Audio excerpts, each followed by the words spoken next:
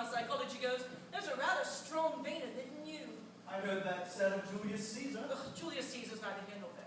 Well, he very well may be. We'll ask Madame Alpati. Oh, you really are very irritating when you're decided to be witty at all costs.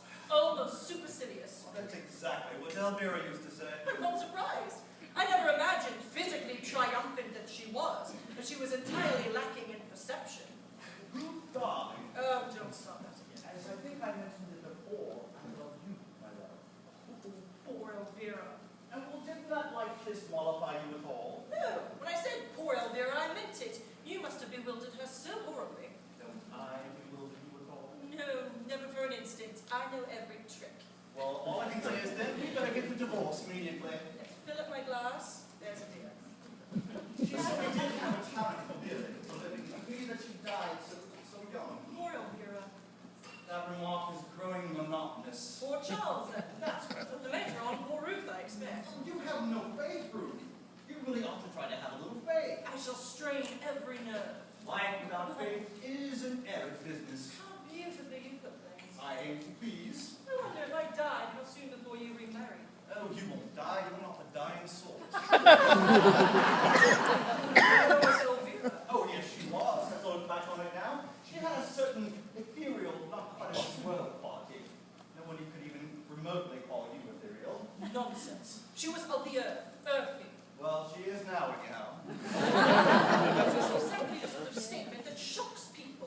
You know, it's discouraging to see how many people are shocked by honesty and how few by deceit. Write that down, you might forget it. Oh, you underrate me. Besides, it wasn't a question of honesty as much as bad taste. I was devoted to Elvira. We were married for 5 years. She died. I missed her very much. That was 7 years ago. And now, with your help, my love, I've risen above the whole thing. Admirable. But should tragedy darken our lives, I still say, with prophetic foreboding, poor Ruth. Oh. Oh, that's probably the Bradmans. Well, it might be Madame Arcoti. Oh no, she'll be coming on a bicycle. She goes everywhere on a bicycle. It really is very spirited of the old girl. Should I go and get it, or should we let Edith have a fling? Well, let's wait and see what happens. Perhaps she didn't hear. Oh, I imagine she's on one knee in a pre-sprinting position, waiting for cook to open the kitchen door. Oh, steady it! Yes, sir.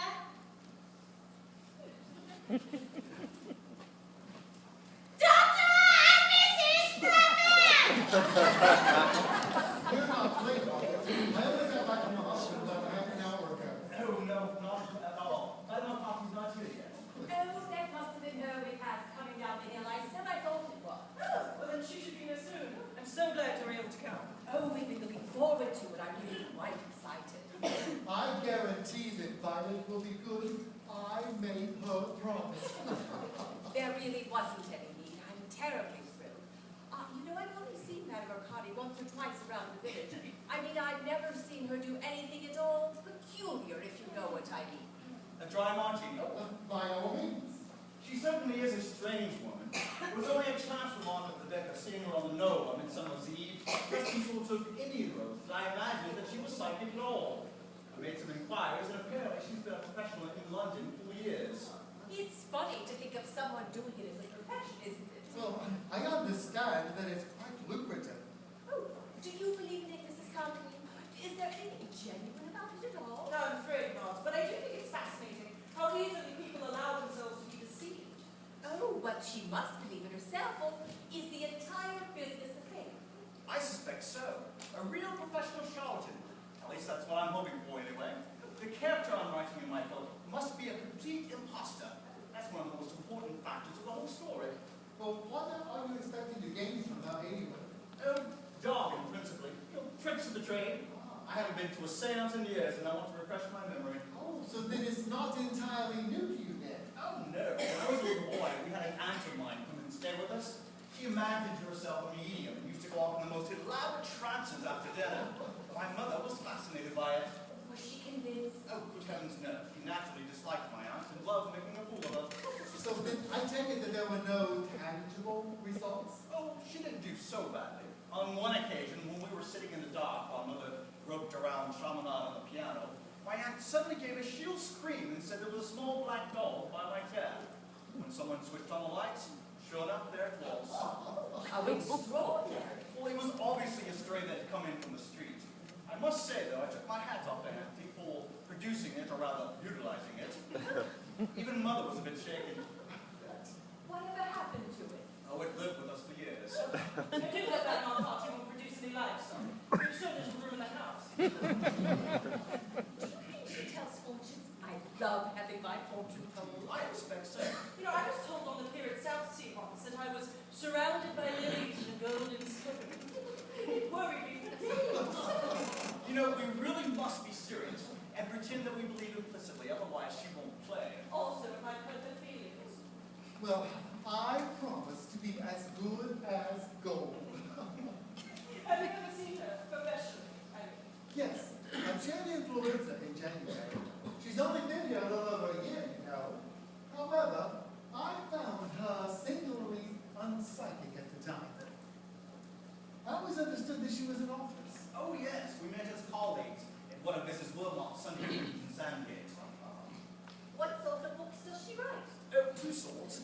Rather whimsical children's stories involving enchanted woods with conventional flora and fauna and enthusiastic biographies of minor royalties. Very sentimental, reverent, and extremely funny. That's her. But she knows about tonight, doesn't she? You're not going to spring it on her. Oh, yes, I arranged it all last week.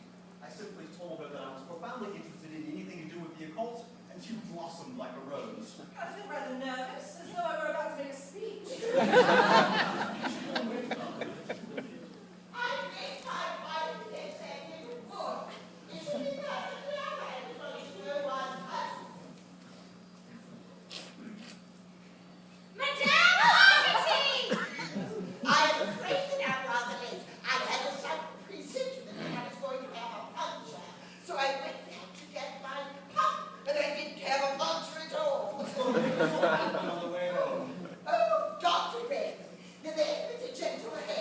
I'm delighted to see you looking so well, Madam Carty.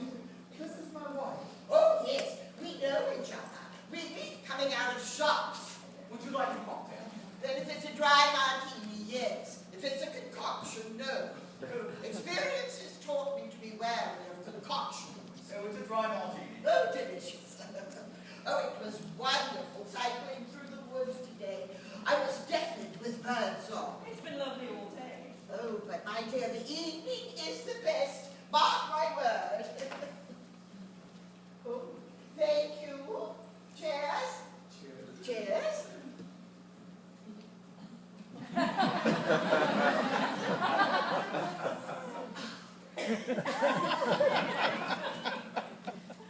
Don't you find it tiring bicycling everywhere, Madame Marcotte? Oh, no.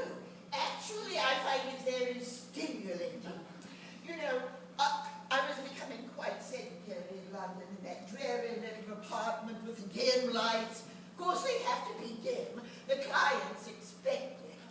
I must say, I find bicycling extremely exhausting. Oh, no, it's just a matter of timing. Once you get the knack of it, you never look back. Up you go, off you go. But the hills, Madame Arcadi, pushing up all those awful hills. It's just a matter of knack again. Down with your head, up with your heart, and all of a sudden you're over the top and skimming over the other side like a dragon. Oh, this is the best martini I've had in years. Would you like another? Oh, certainly. You really are quite a remarkable man. Anyone can write a book, but it takes real talent to make a dry martini that's really dry.